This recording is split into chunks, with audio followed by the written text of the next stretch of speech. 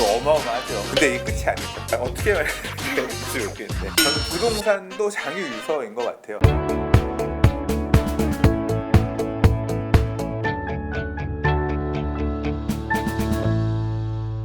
안녕하세요. 부동산 114 여경희 연구원입니다. 최근 민간택지 분양가 상한제 확대 시행을 앞두고 청약시장의 열기가 대단한데요.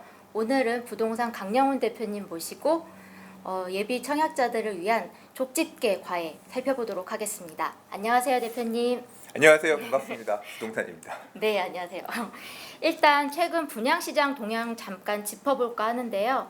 서울과 경기, 최근에 또 송도까지 수도권 분양시장이 굉장히 우세한 모습이에요.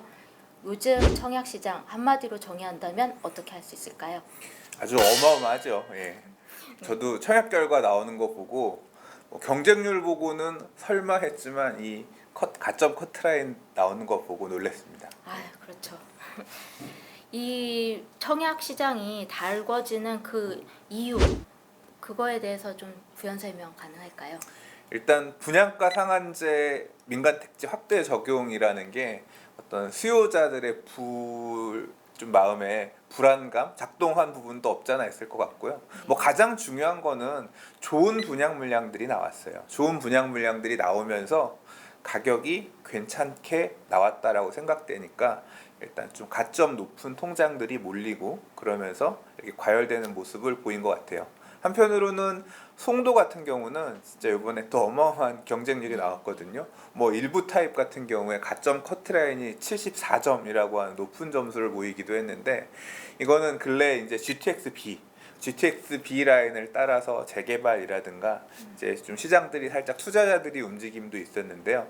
이제 GTX-B가 확정적으로 추진될 것으로 보이면서 이 송도 같은 경우는 아직 규제 지역이 아니다 보니까 분양권 전매가 가능하다는 점이 있거든요. 그래서 소위 말하는 단기 투자 목적으로 당첨되고 프리미엄이 좀 형성되면 좀 팔까? 이제 그러면서도 상품성이 있는 물건이니까 뭐 그런 통장들도 엄청 들어가면서 통장에 11만 개 들어갔다라고 하잖아요. 네. 이제 그런 과열도 조금 어느 정도 만들어진 부분도 있는 것 같고요. 이 좋은 물건들 기다렸던 수요들은 이렇게 지금 준비하고 있었다. 이런 게 딱 드러나는 장이 아니었나 싶어요.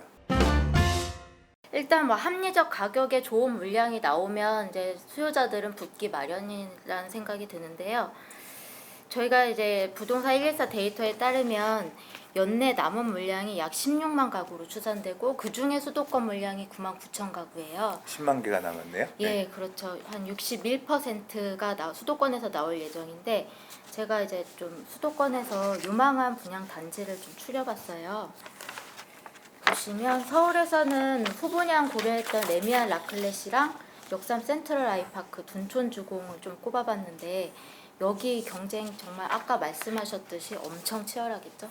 일단 말씀하신 레미안 라클렛이랑 역삼 센트럴 아이파크 같은 경우는 소위 말하는 정부가 잡고 싶어 했던 그 단지들이죠. 강남의 재건축 아파트, 재건축을 통해서 공급되는 새 아파트이다 보니까 기다리는 분들이 많이 계셨는데 문제는 뭐냐면 이 두 개 단지가 그렇게 대단지 아파트는 아니에요. 그러니까 원래도 대단지가 아니었고 새로 지어지는 아파트도 그렇게 대단지가 아니다 보니까 일반 분양 물량 개수가 그렇게 많지는 않아요.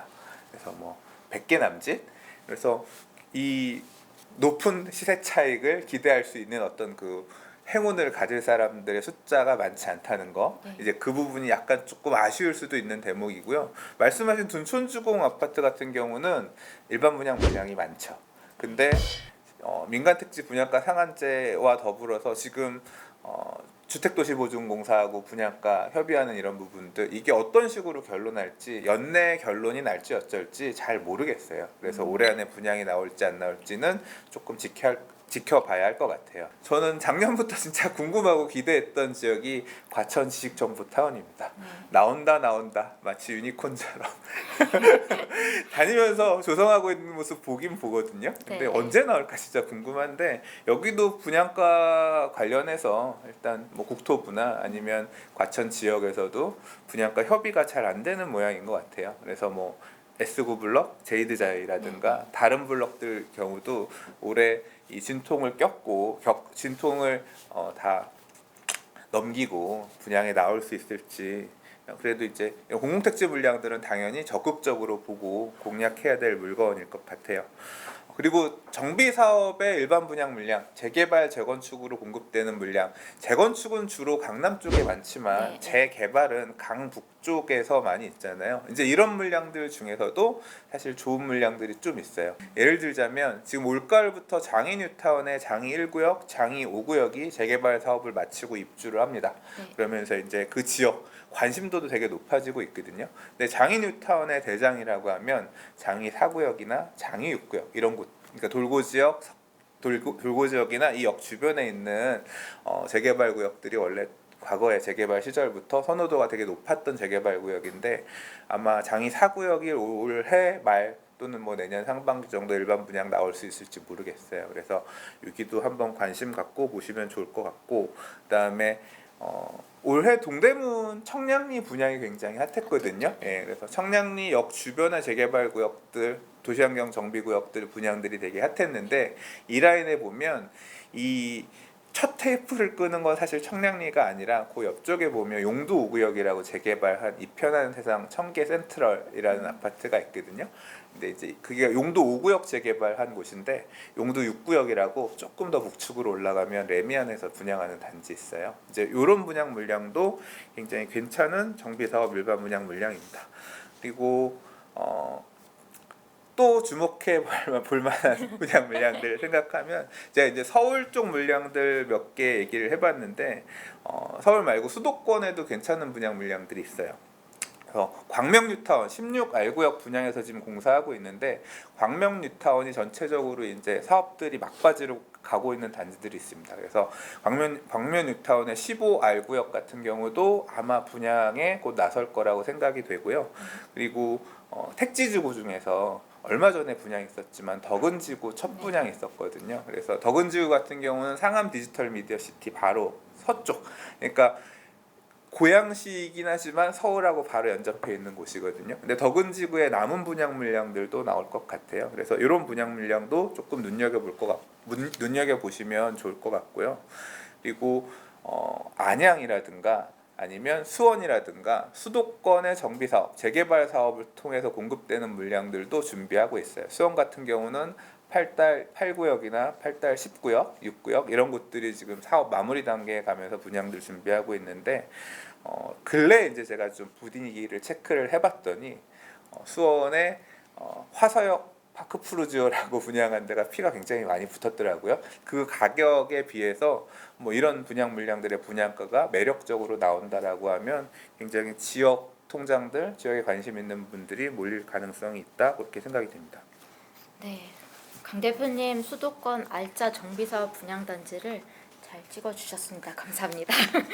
그런데 최근에 인기지역 아파트 당첨 가점이 이렇게 고공행진하는 추세를 보면 말씀하셨던 그런 인기가 예상되는 아파트들도 경쟁이 굉장히 치열해서 당첨 가점 커트라인이 높아질 것 같단 말이죠. 제가 올해 1월에서 9월 현재까지 서울에서 분양된 아파트 당첨 가점을 분석했더니 최고 가점의 평균이 58점으로 높았습니다. 가점 평균 상위 4곳은 역시 강남권 분양단지들이었고요. 면적대별로 가점 평균을 보면 중대형, 소위 전용 84제곱미터를 초과하는 면적대의 가점 평균이 55점 이상으로 높게 나타났습니다. 중대형 가구 수가 적었던 이유도 있지만 선호도가 높은 전용 84제곱미터 이하를 피해서 전략적으로 청약에 임한 것으로도 분석되는데요. 결국 가점이 40점, 50점으로 애매한 수요자들이 서울 아파트 청약에 당첨되려면 면적대별 선호도까지 잘 살펴볼 필요가 있다고 보여집니다. 네, 그러면 대표님 이번 가을 분양 단지 중에서 네. 아까 그 장위 4구역, 용도 6구역 이런 거 말씀 많이 해주셨잖아요. 네. 당첨 가점 커트라인 어느 정도 될까요? 사실 이게 분양가가 나와봐야 보통 이제 커트라인 점수 예측하는 진짜 이 분야의 전문가분들 계시거든요. 저도 물어봐요. 궁금하면 이제 사안이 있으면 분양가 나온 거 보고 대표님 이번 이거 가점 얼마 정도 봐야 돼? 이제 이런 분들 같은 경우는 근래에 이제 분양했던 가점들 커트라인 놓고 어느 정도는 상향해야 가겠다, 이 통장으로 되겠다 안 되겠다 분석들을 하거든요. 그 얘기는 뭐냐면 단순히 어느 단지가 얼마에 지금 가점 갖고 될 거다라는 것을 딱 지금 이 선에서 얘기하긴 되게 어려워요. 근데 지금 평균적으로 보면 아까 말씀하신 것처럼 서울시 평균이 지금 뭐 49점 정도라고 하셨잖아요. 그리고 네. 강남 인기 지역 같은 경우는 뭐 60점대가 넘어간단 말이에요. 굉장히 높단 말이에요. 그래서 기본적으로 40점대 가지고는 어프로치하기 굉장히 힘든 상황이, 왜냐하면 지금 분양가를 높게 올라가면, 그러니까 이게 되게 아이러니입니다. 분양가가 높아지면 그 돈 주고는 내가 받기 별로지라고 하면서 통장에 안 들어가 있죠. 높은 통장들이. 근데 분양가가 낮게 나오면 여기 써야겠다라고 해서 높은 통장들이 나오면서 가점 커트라인 수준이 높아지는 거거든요. 조금 하위? 예, 예, 말 어떻게 말해야 될지 모르겠네. 그러니까 서울에서는 뭐 4, 50점대의 가점으로는 약간 좀 접근하기가 힘들다 이렇게 봐야 되나요? 4, 50점대 요번에 지금 청약 결과도 보면요. 47점짜리 가점 커트라인, 다른 평형대에 비해서 가점 커트라인이 한 10점 정도 낮은 타입들이 있었어요. 그러니까 내가 제일 못난이 평형, 이런 평형 타입에는 내가 못 살겠다 싶은 타입이라고 하더라도 가점이 낮으면 적극적으로 남들이 안 할 것 같은 타입을 공략해서 넣는 게 뭐 주어진 상황 하에서는 당첨이 되려고 하면 최대한 나은 선택이 아닐까 싶고요. 뭐 혹자는 우스갯소리로 애를 하나 더 낳아라, 뭐 애를 입양이라도 해라, 뭐 그렇게 해서 부양가족 수 늘려서 가점을 늘리라 이런 얘기를 하는데, 결국 이 투기과열지구 안에서는 국민주택 규모 이하의 주택은 이 청약 가점에 따라서 이제 당첨자가 정해지잖아요. 근데 이 청약 가점이라고 하는 거는 아파트 당첨 가점 몇 점 올리기 위해서 애를 하나 더 낳을 수는 없는 거잖아, 이런 문제처럼 사실 가점을 단기간 안에 높이거나 할 수 있는 방법이 현실적으로 없어요, 제도 자체가. 그렇기 때문에 내 눈높이를 맞추거나, 예를 들자면 요번에 분양이 있었던 단지들 중에서 서울이 아니라 수도권 단지, 예를 들자면 뭐 부천 일루미스테이트나 이런 곳 같은 경우는 가점 수준이 더 낮았단 말이에요. 그래서 아예 그냥 지역 자체를 조금 다른 지역으로 보거나 이런 부분도 좀 생각을 하셔야 될 것 같아요. 마지막으로 가점이 낮은 청약 수요를 위한 팁, 부동산의 픽 세 가지만 부탁드릴게요. 네, 청약 가점은 단기간 안에 늘릴 수 있는 방법이 없어요. 그래서 어쩔 수가 없습니다. 이 분양 가격이 낮게 나오고 시장에 관심이 높아지게 되면 결국은 나한테 기회가 오기가 힘든 상황이 생길 수밖에 없거든요. 그러면 남들이 선호하지 않는 거라도 무조건 받겠다, 비선호하는 타입, 뭐 1층이라도 나오면 받겠다, 이런 마음으로 사실 접근을 해야 될 것 같고요. 그 다음에 청약 제도가 워낙 복잡하다 보니까 잘 몰라서 부적격 이런 물량들이 나오기도 하고요. 또 생각보다 이 계약 취소분들, 그러니까 계약을 하지 않아서 미계약 물량들이 나와서 추후에 이제 소위 줍줍이라고 하죠. 이런 물량들 나오는 경우들이 있습니다. 대출 나오는 줄 알았는데 나는 안 나오네? 뭐 이런 이유 때문에 대출을 못 받아서 계약을 하지 못한다든가, 이런 물량들이 예비 물량들 끝나고 추후에 이제 미계약 줍줍으로 나오기도 하는데, 뭐 그런 것까지라도 열심히 쫓아다니면서 어떻게든 받으려고 해야 청약 가점이 낮은 상황에서는 어쨌거나 새 집을 받을 수 있는 가능성이 하나 있는 거고요. 그리고 참 이게 슬픈 얘기인데, 우리나라가 유교의 국가라고 하잖아요. 뭐 장유유서란 말이 있잖아요. 저는 부동산도 장유유서인 것 같아요. 이 제도 자체가 지금 보시면 청약 가점 커트라인이 우리가 아까 봤지만 뭐 40몇 점, 커트라인이 50몇 점 이렇게 돼버리면 30대는 아예 그냥 청약에서 제외됐다라고 해도 무방하거든요. 니들은 아직 새집 받을 때 아니야. 이게 그냥 제도적으로 공고화되어 있는 거예요. 나는 앞으로 10년 뒤에 가야 삐대 볼 수 있는 수준으로 가점을 챙길 수밖에 없는 거잖아요. 결국은 뭐냐면 청약통장 엄원 집 사서 가점 흐트러뜨리지 마시고 무주택 유지하면서 10년을 더 버텨야 되는 것도 하나의 선택이 될 수 있어요. 이게 되게 아이러니하지만 제도가 그렇게 만든 거예요. 올해까지 분양이 굉장히 많았던 지역 중에서 검단 신도시가 있습니다. 근래 기사를 보시면 검단 신도시의 미분양 물량이 줄고 있다 그런 기사가 보이고, 제가 어제 얼핏 봤을 때는 검단 신도시가 뭐 완판됐다 이런 기사도 보이더라고요. 미분양이고 상대적으로 인기가 없는 지역인 줄 알았는데 이런 지역들도 결국 꾸역꾸역 미분양들이 채워진다는 거는 이렇게 청약에서 배제된 분들 또는 가점이 높지 않은 분들이 상대적으로 내가 어프로치할 수 있는 집이다 생각해서 가면서 지금 분양들 받고 계시거든요. 이렇게 미분양된 지역들 중에서 상품성은 있지만 상대적으로 공급 물량이 너무 많거나 아니면 다른 너무 좋은 물량에 이렇게 비교가 돼서 미분양이 낮던 이런 물량들 중에서도 사실 기회가 있을 수 있습니다. 그래서 이제 이런 것도 살펴볼 수가 있고요. 그리고 제가 지난 한 15년간의 부동산 청약 시장 이런 부분들을 쭉 반추해 보면 항상 지금처럼 청약이 난리가 났던 시절은 아니었어요. 예를 들자면 2012년, 13년, 14년 이런 때는 분양을 하더라도요, 미분양이 나요. 분양가가 비싸냐? 지금 와서 보면 아니 이 금액에도 미분양이 났어야 할 정도로 저렴한 금액이지만 당시에는 그 가격 자체가 높다라고 생각했기 때문에 사람들이 청약도 하지 않아서 미달이 났죠. 이게 서울 한복판에 여러분들이 지금도 되게 갖고 싶어하는 한복판의 새 아파트들도 그런 상황들을 겪었었거든요.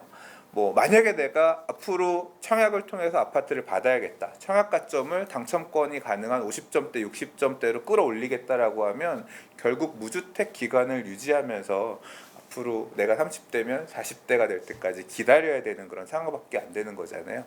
근데 그 기간 가는 중에 부동산 시장 변화에 따라서 청약 통장의 가점이 그렇게 낮은 가점으로도 청약할 수 있는 그런 시절이 올 수도 있습니다.